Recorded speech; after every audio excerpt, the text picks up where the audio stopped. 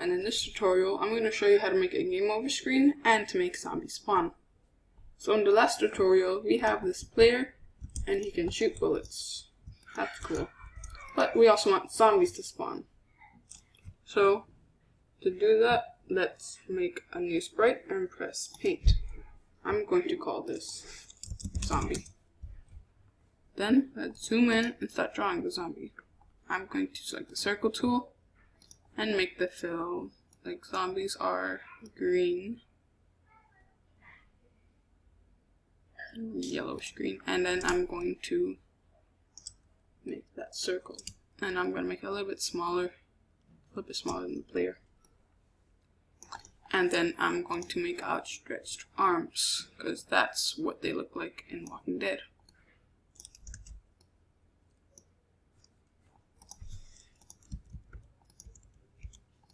Okay, now I'm going to rename this costume to zombie, and then I'm going to go into the code. So, we want the zombies to spawn at a random position on this side of the screen. So, let's go to events first, and then drag out the one green flag clicked. Then, let's go to forever, and then drag that out. Then let's go to motion, and drag out go to X and Y. We want this to be a random position. Let's set the X to 40 and set the Y to a random direction. So let's go to operators and drag out our pick random 1 to 10. Let's set this to negative 180 to 180. 180 is the length of the pixels of the screen. So in X, this way is 240, and up and down is 180. So we're either going to spawn the zombies from here, or to here, or anywhere along this. So let's go to events, and drag out await 1 second, because we don't want to spawn zombies each second, or less. Let's change this to 2, or 1.5, and then let's go to create clone of myself. This will create clone just like we did in the bullet. Let's go, and it'll create clone in the zombies, and we want the zombies to follow the player. Let's go to and drag out the one I saw as a clone, and then let's go to motion. Let's drag out a move 10 steps, but we want it to repeat forever. Let's go to control and drag out a forever loop. And then let's go to motion, and then drag out a, point toward mouse pointer. We want to change this to point toward player. So let's press the play button and wait for this. Whoa, that's really fast. Let's change this to 2 and press play again. There we go. I think that's still too fast for zombies. Let's change that to 1. As you can see, the zombies spawn, but it looks kind of weird because they're facing backwards. So let's stop the project and go back into the costumes. I need to select my zombie and rotate it around so it's facing backwards. Now, let's go back into our code and press the green flag again. There we go, the zombies face toward us. Let's press the stop flag and the stop sign. And let's go back into our code. We need to hide this zombie. So let's go into looks and drag out the hide and put it right here when the green flag clicked. Then let's drag out the show and put it when I start as a clone. Now we can't see the main zombie anymore. But now the last thing we need to do is make the zombies die. So let's press stop flag. We want the zombies to have a health. If we go to variables, it has another variable created for us called myVariable. Let's make a new variable and make it for this sprite only. Let's call it zombie health. Let's press OK. A variable is like we store numbers in it, or we can store letters. In this case, we want to store numbers for the zombie health. So let's click this blue checkbox right here, so we don't show it right here in our game view. And then let's set, and when I start as a clone, drag that out, set my variable to 0, and set this to zombie health. Let's set the zombie health to a random number. Let's duplicate this and put it into set zombie health to pick random. Let's set this to 2, 2, 4. That's how many shots a zombie will take before it dies. Let's go to events, scroll down to control, and select the if then block. So what do we want to do? If we're touching the bullets, we want to delete this clone, but we have a health. So let's go to sensing and drag out a touching mouse pointer and put it in the F loop. Then let's select this and press bullet. So let's go back to our bullet script, and we want it so if it's touching the zombie, I want to delete it. Let's go to control and drag out an if loop, if statement. I'm then going to go to sensing and drag out a touching mouse pointer.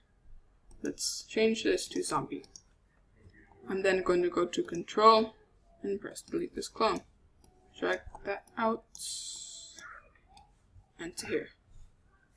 Then let's go back into our zombie, and if touching bullet, we want to change our health by -1.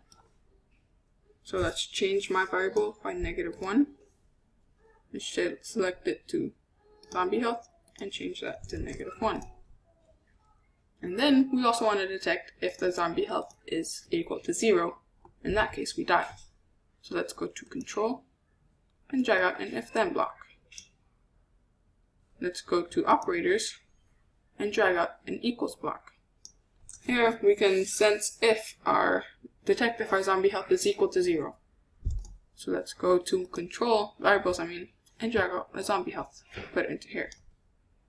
We want to detect if our zombie health is equal to 0. Then let's go back to control and drag out and delete this clone. There goes our zombie script. So let's press the green flag, and wait for some zombies to spawn. So I'm gonna shoot them. 2, 3, 4, 5. Oh, let's go to our bullet. It's because when we shoot, the bullet deletes before the zombie can detect it. So let's go scroll up in control to wait 1 second and change this to 0.001. So we wait a little bit of time for our zombie to detect the bullet. Let's press the green flag and see if this works. 1, 2, there we go. First zombie destroyed.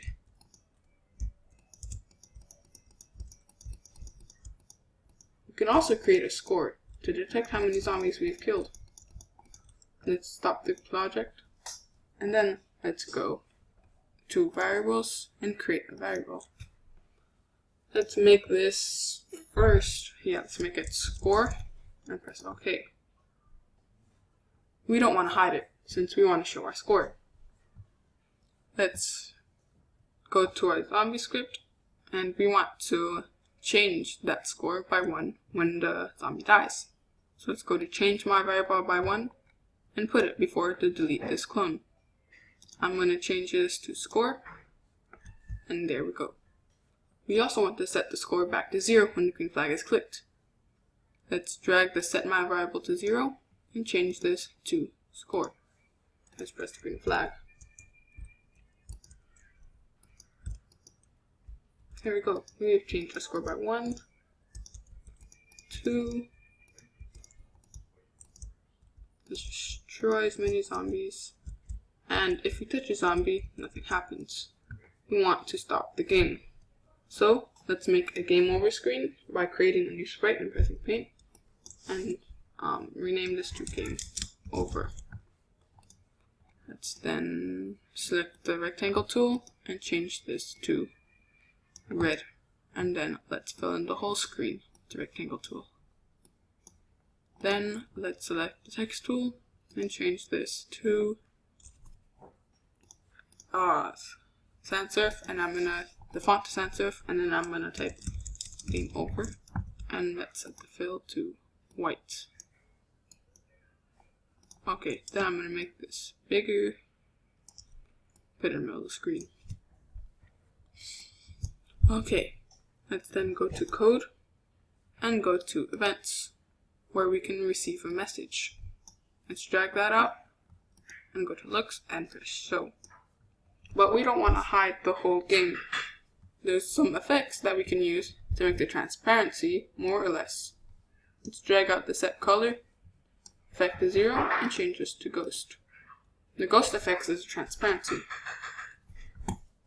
Let's press set ghost effect, and we can change this to 50. So if I click on this code, you can see it makes it transparent. Let's go to motion, and let's drag out the go to X and set this to 0 and 0. So when I click this, it goes to 0. Let's go to events and drag out the when green flag is clicked. Then we want to go to looks and press hide. So let's play our game. And then when we touch the zombies, nothing happens because we haven't broadcasted that message. Let's also go to control and drag out the stop all block, so we stop the game. Then let's go to our player and drag out an if block. Let's put it under point towards mouse pointer and go to sensing and drag out a touching mouse pointer block. Let's change this to zombie. Then if we detect our zombie touching us, we want to go to events and drag out the broadcast message 1. So let's see, I'm going to commit suicide. There we go. What happened to our, supposed to set our ghost effect? Let's see if that works.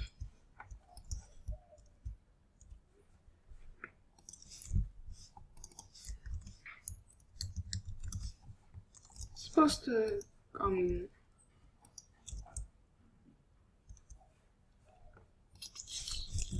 what is wrong here?